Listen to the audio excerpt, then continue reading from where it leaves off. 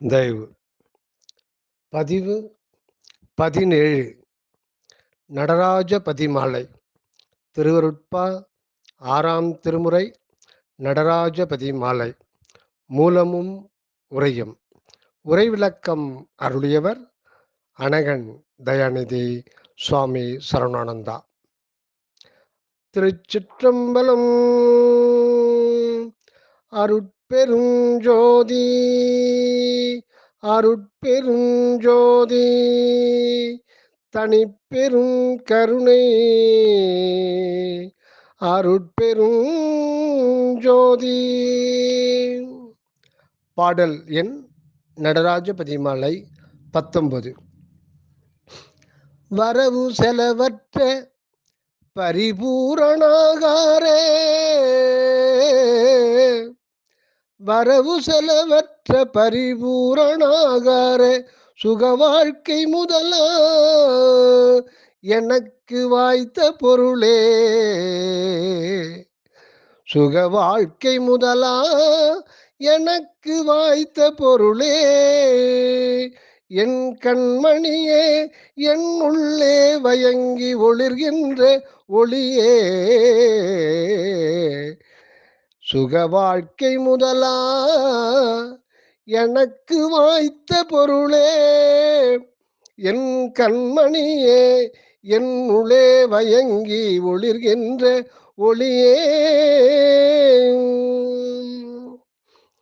இரவு பகலற்ற ஒரு தருணத்தில் உற்ற பேர் இன்பமே அன்பின் விளைவே, இரவு பகலற்ற ஒரு தருணத்தில் உற்ற பேரின்பமே அன்பின் விளைவே, என் தந்தையே எனது குருவே என் நேயமே, என் தந்தையே எனது குருவே என் நேயமே, என் ஆசையே என் அறிவே, கரவு நெறி செல்லா கருத்தினில் இனிக்கின்ற கருணையமுதே, கரும்பே கனியே அருட்பெரும் கடலே, எல்லாம் வல்ல கடவுளே, கருணையமுதே கரும்பே கனியே அருட்பெரும் கடலே, எல்லாம் வல்ல கடவுளே, கலைகள் எல்லாம் விரவி உணர்வறியே சிவதுரிய அனுபவமான மெய்மையே, கலைகள் எல்லாம் விரவி உணர்வறிய சிவதுரிய அனுபவமான மெய்மையே, சன்மார்க்க மாமெஞ்ஞான நிலை நின்றே, சன்மார்க்க மாமெஞ்ஞான நிலை நின்ற விஞ்ஞானகளருளே மேவு நடராஜபதியே, சன்மார்க்க மாமெஞ்ஞான நிலை நின்றே விஞ்ஞானகளருளே மேவு நடராஜபதியே, மேவு நடராஜபதியே. தயவு உரை விளக்கம். சுத்த சன்மார்க்கம் என்பதும் மெய்ஞானம் என்பதும் பதியினிடத்தே சதா அனகமாய் பெருகி ஒளிரும் அருட்ஜோதி அனுபவமே ஆகும். சுத்த சன்மார்க்கம் என்பதும் மெய்ஞானம் என்பதும் பதியினிடத்தே சதா அனகமாய் பெருகி ஒளிரும் அருட்ஜோதி அனுபவமே ஆகும். இது நூல் பயிற்சியாலோ புற சாதனையாலோ கேள்வி ஞானத்தாலோ உபதேச முறையாலோ ஏற்பட்டு விடாது. தயா ஒழுக்கம் பூண்டு சத்விசாரம் செய்து உட்பொருந்தி தயா முயற்சி செயலோடு இருந்து வந்தால் திருவருளாலே தான் உண்டாவதாம். தயா ஒழுக்கம் பூண்டு சத்விசாரம் செய்து உட்பொருந்தி தயா நன்முயற்சி செயலோடு இருந்து வந்தால் திருவருளாலே தான் உண்டாவதாம். நம் வள்ளல் இயற்கையிலேயே இந்த அனுபவத்திற்கு பொருத்தமான அகப்புற அமைப்போடு திருவருளாலேயே பிறக்கப்பட்டிருந்தார். ஆகவே புற உடல் நிலையை லேசாக கடந்து ஆன்ம நிலையிலே இருந்து யாவையும் காணத் தொடங்கிவிட்டிருந்தார். ஆன்மாவே தன் இயல் உண்மை வடிவம் என்பதை அறிந்து கொண்டு விட்டிருந்தபடியால் அந்த ஆன்மாவே கடம் ஆகவும் அதிலிருந்து அருளாட்சி புரிகின்ற கடவுள் தனது அகம் உடையானாகவும் கொண்டு அருள் இன்ப வாழ்வு நடத்த தலைப்பட்டார். இது மிக முக்கியம். மீண்டும் கவனிப்போம். ஆகவே வள்ளல் பெருமான் இளம்போதிலிருந்தே புற உடல் நிலையை, அதாவது தேகமே நான் என்கின்ற நிலையையும் அலை மன உணர்வையும் ஜீவ உணர்வையும் கூட லேசாகவே கடந்து விட்டிருந்தார்.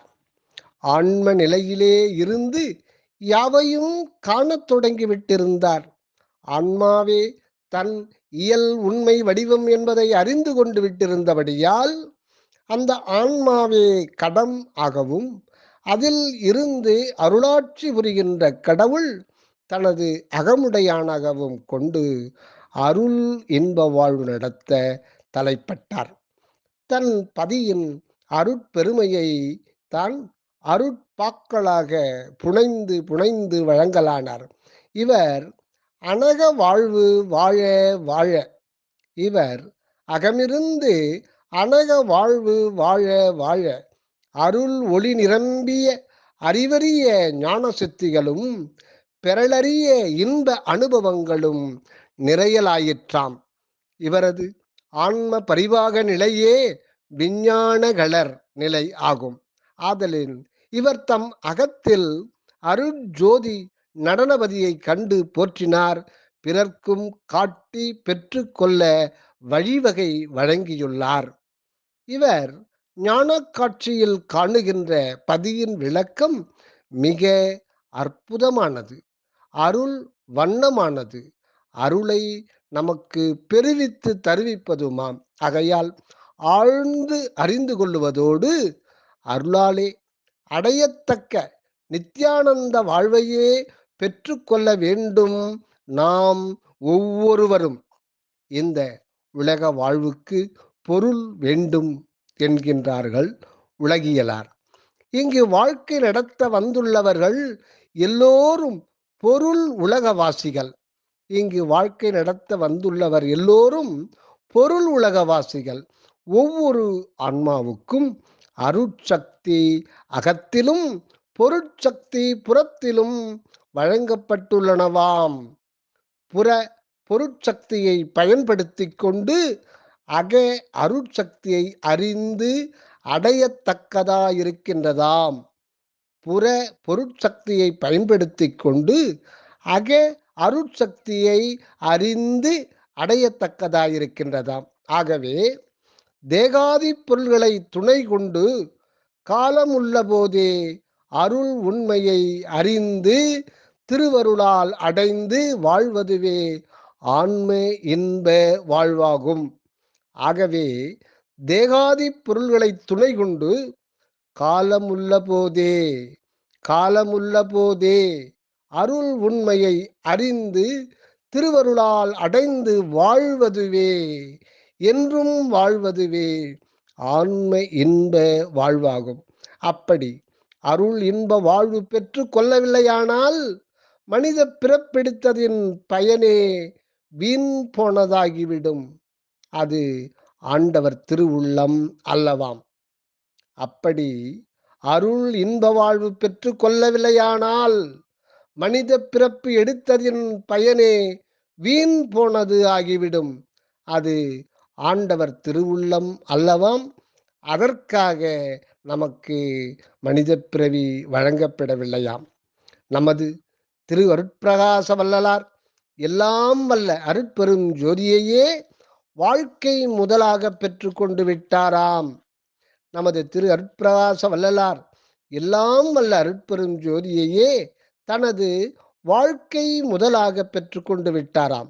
இவர் வாழ்க்கை என்னும் வியாபாரம் நடத்த திருவருள் ஆகிய பெரும் பொருளையே முதல் ஆக வழங்கப் பெற்றுவிட்டாராம்.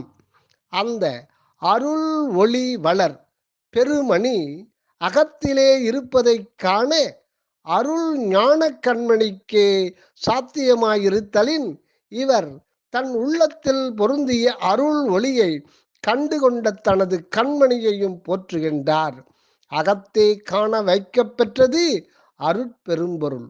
அந்த அருள் ஒளிவளர் பெருமணி அகத்திலே ஆன்ம அகத்திலே இருப்பதைக் காண அருள் ஞான கண்மணிக்கே சாத்தியமாய் இருத்தலின் இவர் தன் உள்ளத்தில் பொருந்திய அருள் ஒளியை கண்டுகொண்ட தனது கண்மணியையும் போற்றுகின்றார். அகத்தே காண வாய்க்கப் பெற்றது அருட்பெரும் பொருள். இது அகத்திலே மட்டும் திரட்டி மறைத்து பூட்டி வைக்கப்பட்டிருக்கவில்லையாம். எங்கும் பூரணாகாரமாக, அதாவது நிறைவடிவாக இவரது அருட்கண்ணார கண்டு பயன் கொள்ளும் வண்ணம் உள்ளதாம். இந்த நிறைவு வெற்று நிறைந்த நிறைநிலை அல்லவாம். இந்த நிறைவு வெற்று நிறைந்த நிலை அல்லவாம். ஆற்றிலே நிறைந்து வெள்ளம் போய்க் கொண்டிருக்கின்ற போது அது நிறைவாகத்தான் உள்ளதாகும். ஆனால் அது நிறைநிலை நிலைத்த நிறைவுத்தன்மை அல்லவே. சதா புது தண்ணீர் வரவும் முன் உள்ளது செல்லவுமாயிருக்கின்றதாம். ஆகையால் இந்நிறைவு போக்குவரவு உடையதாகும். இப்படி அல்லவாம் நம் பதியின் நிறைநிலை. இது போக்குவரவற்ற பரிபூரணாகாரமானதாம். இது போக்குவரவற்ற பரிபூரண ஆகாரமானதாம். கடவுள் அருட்பெருஞ்சோதி எவ்விடத்தும் எக்காலத்தும் குறைவுபடாமலும் வருவதும் போவதும் இன்றி ஆவதும் அழிவதும் இன்றி முழு நிறைவோடு நித்த நிறைவாய் திகழ்கின்றதாம். இந்த அருட்பெருஞ்சோதிக்கு ஒப்பாக வேறு எந்த ஒரு பொருளையும் இவ்வுலகில் காண முடியாதாம். நிறை கடலும் பெரு ஞாயிறும் கூட பரிபூரணாகாரமானது ஆகாவாம். ஆனால் இப்படி முழு நிறைநிலை கொண்டு திகழ்கின்ற அந்த அருட்பெரும் ஜோதியை அருட்கண்மணியால் அன்றி பிறிது எதனாலும் பிற எவராலும் எக்காலத்தும் எவ்விடத்தும் காணவே முடியாதாம். காணவே முடியாதாம். ஏன் காணவே முடியாது எனில் நம் அருட்ஜோதி எல்லாவற்றிற்கும் உள்ளான அகத்திலே. ஏன் காண முடியாது எனில் நம் அருட்ஜோதி எல்லாவற்றிற்கும் உள்ளான அகத்திலே அருள் ஞானத்திற்கே தோற்றி நின்று அருள் விளக்கம் உண்டாகாத அகம், அகப்புறம், புறம், புறப்புறம் ஆகிய இடங்களில் சற்றும் வெளிப்படாது அனக நிறைவோடு திகழ்கின்றதாம். ஓர் உயிரின் அல்லது ஒரு பொருளின் உள்ளும் புறமும் பரிபூரண நிறைவாயிருக்கின்ற அருட்ஜோதியை ஒருவாறு பாவனை செய்து கொண்டு மனக்கண்ணால் காணக்கூடுமே அன்றி உண்மையாக கண்டு பயனுற அகமலர் அருட்ஜோதி கண்ணே உதவுவதாம். திருவருட்பாவில் உதாரணம் ஒரு பாடல். எப்பொருட்கும் எவ்வுயிர்க்கும் எப்பொருட்கும் எவ்வுயிர்க்கும்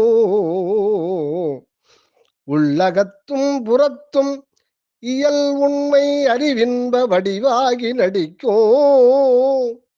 இயல் உண்மை அறிவின்ப வடிவாகி நடிக்கும். மெய்ப்பொருளாம் சிவம் ஒன்றே என்றறிந்தே. மெய்ப்பொருளாம் சிவம் ஒன்றே என்றறிந்தேன் நினக்கு விளம்புகின்றேன் மடவாய் நீ கிளத்துகின்றாய் மீட்டோ. இப்பொருள் அப்பொருள் என்றே இசைப்பதென்னே. இப்பொருள் அப்பொருள் என்றே இசைப்பதென்னே. பொதுவில் இறைவர் செய்யும் நிரதிசய இன்ப நடம் தனை நீ பப்பரவே காணுதியேல் அத்தருணத்து எல்லாம் பட்ட நடு பகல் போல வெட்ட வெளியாமே.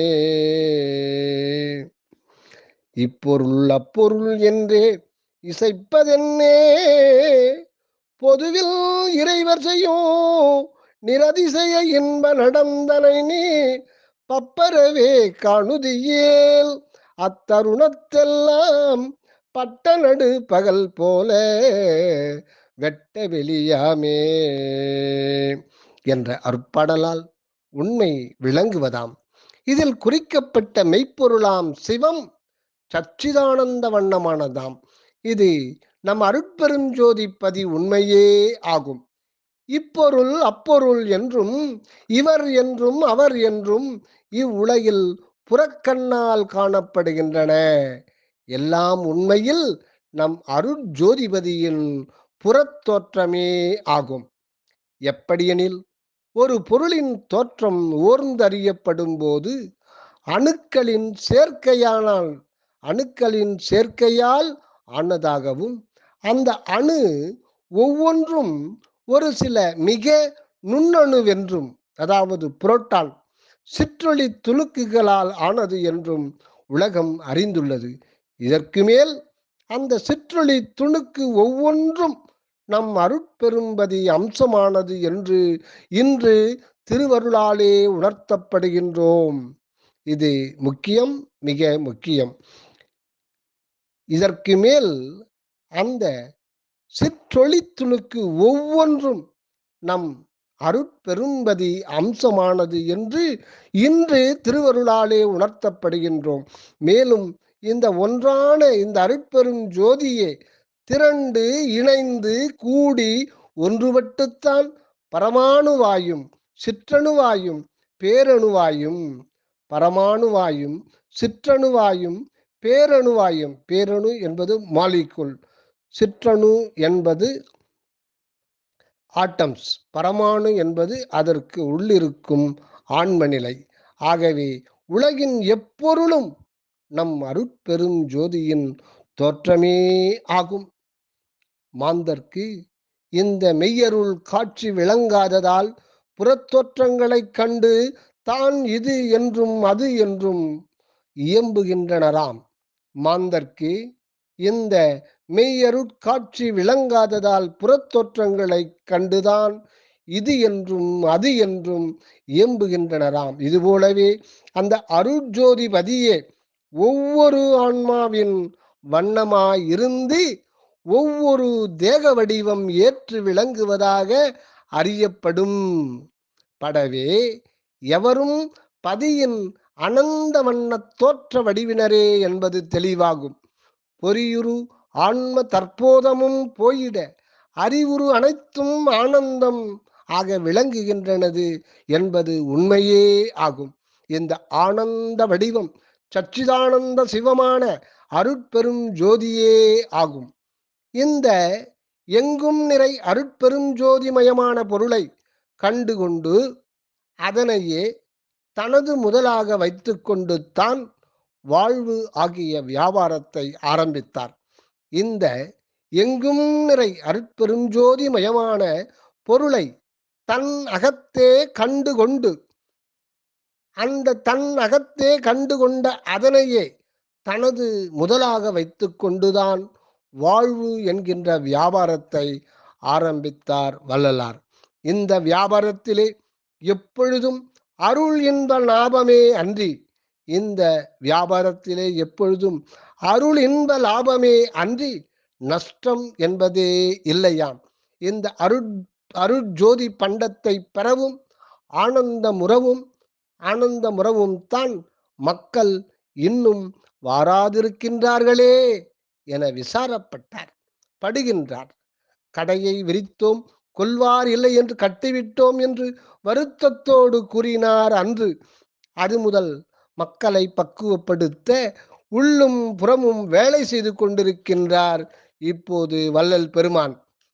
அது முதல் மக்களை பக்குவப்படுத்த உள்ளும் புறமும் இருந்து வேலை செய்து கொண்டிருக்கின்றார் இப்பொழுது வள்ளல் பெருமான் என்று அந்த பரிபூரண அருட்பெருஞ்சோதி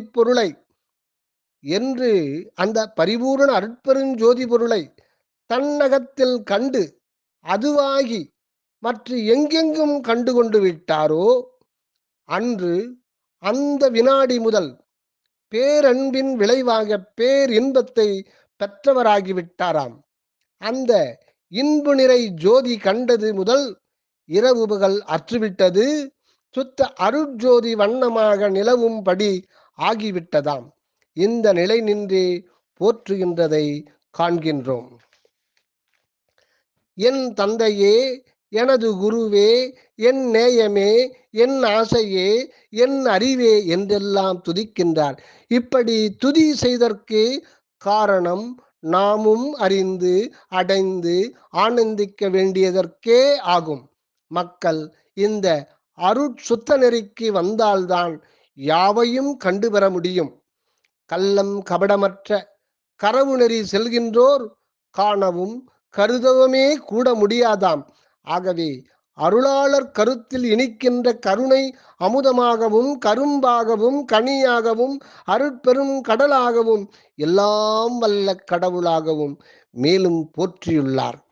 பின்னும் இக்கடவுள் உண்மையை கலை ஞானத்தால் எல்லாம் காணவே முடியாதாம். அனந்தம் கலைகளால் பெற்று தெளிவு செய்து கொள்ளப்பட்ட அறிவு உணர்ச்சிக்கு அறியக்கூடாததாய் சிவதுரிய அனுபவமான மெய்மையாய் விளங்குகின்றதாம் இந்த அருட்பெருஞ்சோதிபதி. இங்கு குறிக்கப்படுகின்ற துரிய நிலை சுத்த சிவதுரிய நிலையாம்.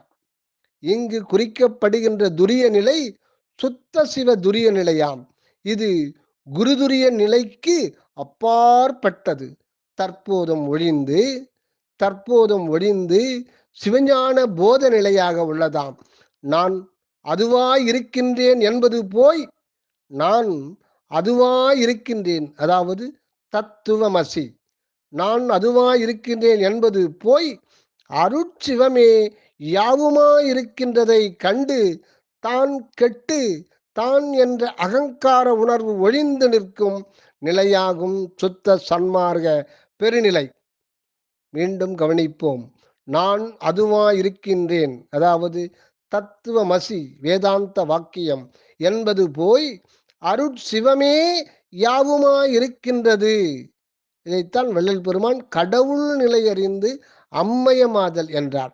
அருட்சிவமே யாவுமாயிருக்கின்றது கண்டு தான் கெட்டு தான் என்ற அகங்கார உணர்வு ஒழிந்து நிற்கும் நிலையாகும்.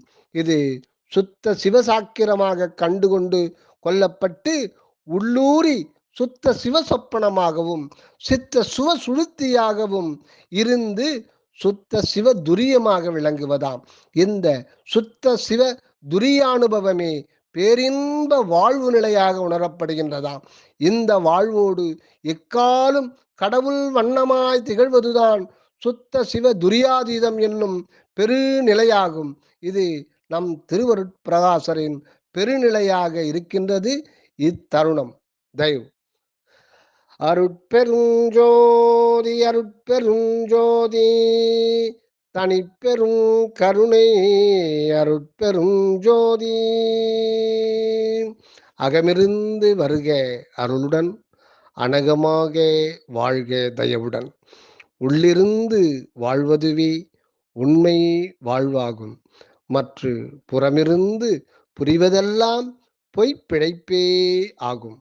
நித்திய நிலையான ஆன்ம அகம்பற்றினில் சத்தியபதியான அருட்ஜோதியோடு உரு சுத்த தயவு செயலாக எதையுமே செய். சத்தகம் இருந்து வெளிப்படுகின்ற ஒன்றோடு இருந்து கொண்டு வாழப் பழகுக. சுத்த மெய்யுணர்வு மாத்திரமாய் அந்த மேல்நிலையில் சென்று நிலவுக. அசுத்த புலையுடல் நான் எனும் நிலை நீங்கி அருட்பிரகாச திருவுரு தாங்குக. தயவு. சுவாமி சரவணானந்தா. தயவு.